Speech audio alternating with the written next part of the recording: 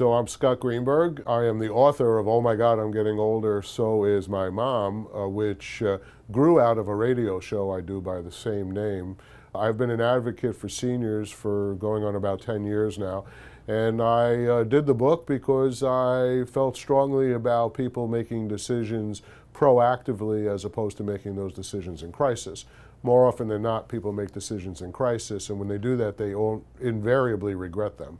I try to approach serious subjects in a lighthearted manner that get people to think about what it is that's important to them or what should be important to them, because retirement and getting older isn't sailing down the intracoastal waterway with a glass of red wine in your hand and the wind blowing through your hair. It is very different. There are a whole host of things that we confront that are important for us to look forward to. Chronic disease is one of those areas where we need to talk a lot. People aren't dying from chronic disease, they're living with chronic disease. We need to change the methodology, the thinking, the thought process around chronic disease. Alzheimer's and dementia is epidemic, Parkinson's disease, MS, diabetes, I can go on. All of these things impact the way we're going to live the rest of our lives.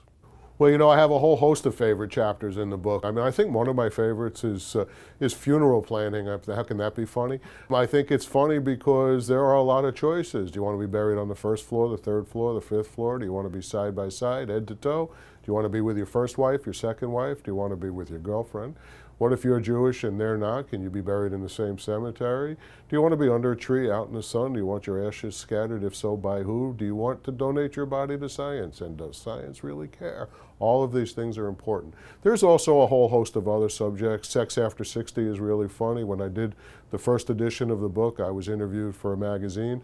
Somebody called me to do an article, and I told them that 25% of people over the age of 75 were having sex once a week. And she was 26 years old. She was amazed, so she drilled down on that. She said, really, 25% over 75 are having sex once a week? I said, yes. She said, I can't wait to be 75. So I wrote the second book. One, the first book did particularly well, but secondly, as it became more readily available and I talked to more and more people about it, I came to understand that there was subject matter that people needed to hear more about.